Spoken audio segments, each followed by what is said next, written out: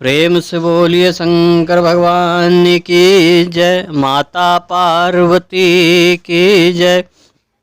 आइए रवि प्रदोष व्रत की कथा के बारे में जानते हैं। रवि प्रदोष के दिन यह व्रत आने के कारण इसे रवि प्रदोष कहा जाता है। प्रदोष व्रत हर महीने के दोनों पक्ष की त्रयोदशी तिथि को रखा जाता है। एक समय सर्व प्राणियों के हितार्थ परम पावन भागीरथी के तट पर ऋषि समाज द्वारा विशाल गोष्ठी की आयोजन किया गया। इस सभा में व्यास जी के परम शिष्य पुराण वेता सूत जी महाराज हरि कीर्तन करते हुए पधारे। सूत जी को आते हुए देखकर सौनकादि 88,000 ऋषिया मुनियों ने खड़े होकर दंडवत प्रणाम किया। महाज्ञानी सूत जी ने भक्ति भाव से ऋषियों को हृदय से लगाया तथा आशीर्वाद दिया। विद्वान ऋषिगण और सब शिष्य आसन पर विराजमान हो गए। सौनकादि ऋषि ने पूछा, हे पूज्यवर महामते, कृपया यह बताने का कष्ट करे कि मंगलप्रद कष्ट निवारक यह व्रत सबसे पहले किसने किया और उसे क्या फल प्राप्त होता है।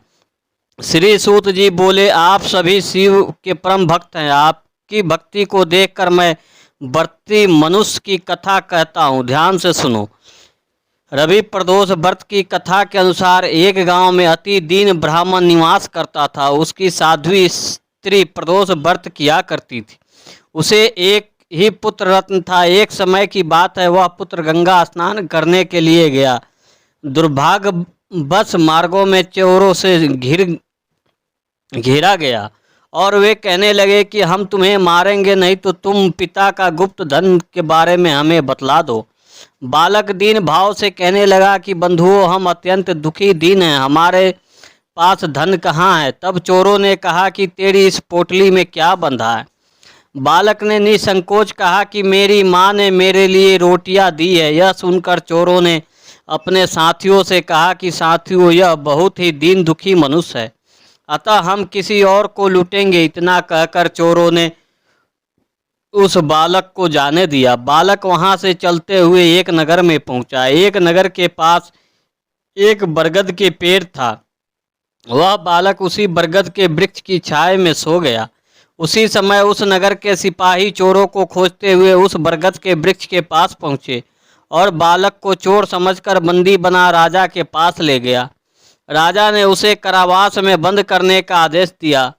ब्राह्मणी का लड़का जब घर नहीं लौटा तब उसे अपने पुत्र की बड़ी चिंता हुई। अगले दिन प्रदोष व्रत था। ब्राह्मणी ने प्रदोष व्रत किया और भगवान शंकर से मन ही मन अपने पुत्र की कुशलता की प्रार्थना करने लगी। भगवान शंकर ने उस ब्राह्मणी की प्रार्थना स्वीकार कर लिया। उसी रात भगवान शंकर ने उस राजा का स्वप्न में आदेश दिया कि वह बालक चोर नहीं है, उसे प्रातःकाल छोड़ दे, अन्यथा उसका सारा राज वैभव नष्ट हो जाएगा। प्रातःकाल राजा ने शिव जी की आज्ञा अनुसार उस बालक को कारावास से मुक्त कर दिया। बालक ने अपनी सारी कहानी राजा को सुनाई। सारा वृतांत सुनकर राजा ने अपने सिपाहियों को उस बालक को घर भेजा और उसके माता पिता को राज दरबार में बुलवाया।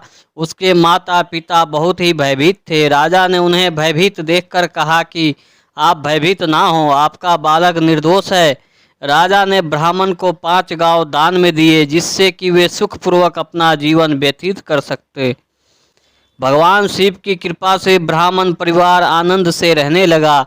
अतः जो मनुष्य रवि प्रदोष व्रत को करता है वह सुखपूर्वक और निरोगी होकर अपना पूर्ण जीवन व्यतीत करता है तथा उसके जीवन में खुशहाली आती है।